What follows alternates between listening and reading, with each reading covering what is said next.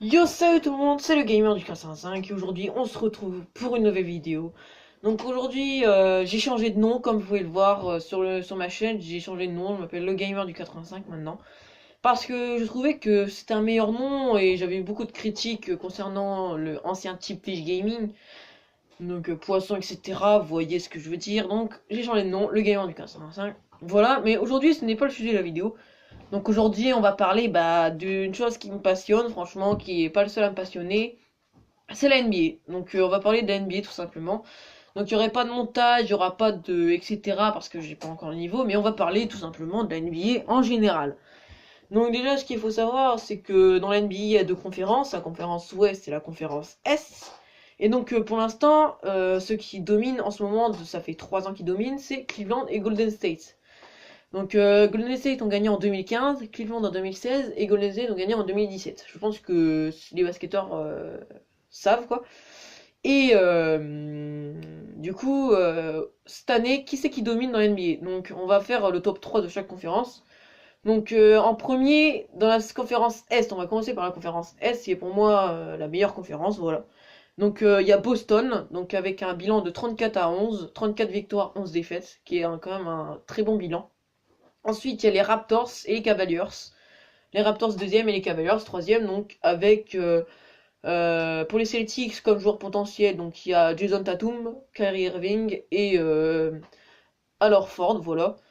Pour les Raptors, il y a Kyle Lowry et DeMar DeRozan. Et pour Cleveland, il y a Kevin Love, LeBron James, tout le monde le connaît, je pense, lui.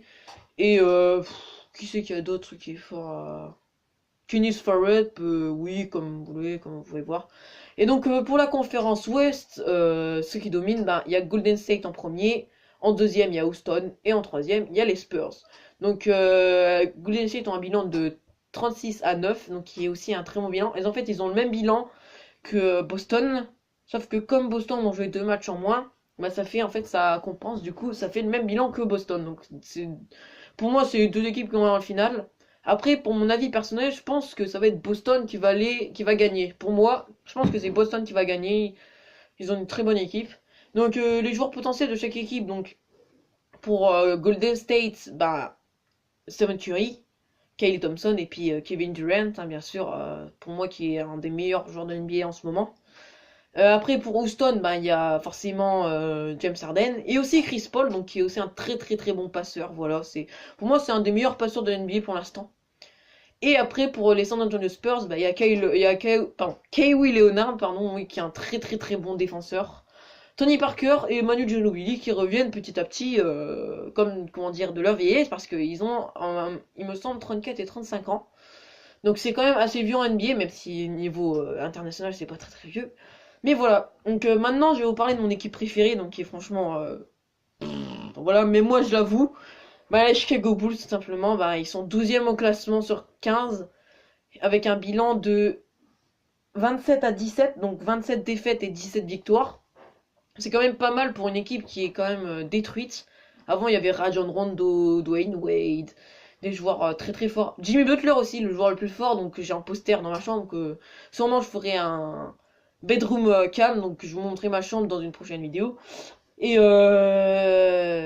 puis ils sont tous partis, donc c'était la décadence. Puis il y a eu un petit rookie qui est arrivé, Laurie Markkanen, qui est franchement très très fort. Qui, grâce à lui, Chicago, il me semble, il y a un mois, ont réussi à faire le record de 3 points de leur histoire, de leur équipe. 18 3 points en un match, donc c'est quand même pas mal. Avec 9 3 points de Markkanen, donc qui est très très fort. Donc c'est un très très bon rookie, il marque beaucoup de points, il est polyvalent. Après, il y a Nikola Mirotic qui est un très bon shooter à 3 points, même s'il y en a certains qui me diront dans les commentaires, ouais, Nikola Mirotic, il est nul, tout ça, mais bon, pour Chicago, c'est quand même un bon niveau. Et après, il y a Chris Dunn, un très très bon meneur qui est franchement, moi je dis franchement, il a un bel avenir, Chris Dunn, parce que franchement, il est très fort, il distribue des bonnes passes, voilà. Pour leur niveau, bien sûr, parce qu'il y a des joueurs qui sont énormes, hein. LeBron James, Kevin Durant, Stephen Curry, tout ça, ils sont voilà, mais bon, Chicago, voilà, c'est la décadence. Puis après, il y a certaines équipes, franchement, qui sont un peu à la ramasse, quoi, comme Atlanta, par exemple, dans les S, qui sont derniers de la conférence S, qui franchement, sont... Voilà, avant, ils étaient assez forts. Maintenant, ils sont devenus totalement nuls. Il y a qu'un seul joueur qui est très fort, Dennis Schroeder, donc c'est lui qui fait les matchs quand il gagne, en fait. Et après, de la conférence Ouest, il y a les Dallas Mavericks, franchement, avec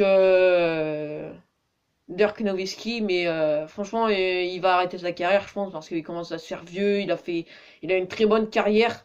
Pour moi, c'est un des joueurs, franchement, qui le plus chelou de l'NBA, mais qui a réussi à quand même gagner des titres parce qu'il jouait extrêmement lentement. Donc pour ceux qui veulent regarder ces matchs, vous allez voir, c'est un jeu très très lent, mais qui réussit quand même à marquer, quoi. Donc voilà, qu'est-ce que je peux dire de plus sur la NBA? Que oui, les finales, donc il y a un premier round, un deuxième round, ensuite donc les finales de conférence, donc qui s'opposent forcément des équipes de la même conférence, et ensuite la finale normale, donc qui peut s'opposer par exemple, comme je vous dis, Golden State de la conférence Ouest et Boston de la conférence Est, par exemple, comme moi, mes productions, voilà. Et ça se joue maximum en 7 games, minimum en 4 games. Donc il faut gagner 4 games pour tout simplement être champion NBA ou gagner une série, tout simplement. Voilà. Et du coup, qu'est-ce que je peux dire de plus le NBA. Je sais pas vraiment ce que je peux dire de plus de la NBA. Après, je pourrais parler des records, mais dans une prochaine vidéo, avec les 100 points de Will Chamberlain. Mais bon, ça, j'en parlerai plus tard dans les vidéos. Et tous ceux qui attendaient à ce que je parle de Michael Jordan et Scottie Pippen, bah non, j'en parlerai pas parce que je trouve que c'est le passé et que j'en parlerai dans une autre vidéo sur le passé. Donc là, je vais parler sur le présent de la NBA. Là, la prochaine vidéo, sûrement, que je ferai en facecam, sûrement, je ferai la NBA du passé, voilà. Ou sinon, les exploits, etc. Donc voilà, donc j'espère que cette vidéo vous aura plu et que vous aurez appris des choses sur la NBA, à part si vous êtes les basketteurs abonnés. Et du coup, j'espère que cette vidéo vous plaira, que c'était une petite facecam en parlant de choses que j'aime bien, voilà. Donc si ces principes vous aimez bien, donc lâchez les likes, puis n'hésitez pas à vous abonner. Puis moi je vous dis salut tout le monde!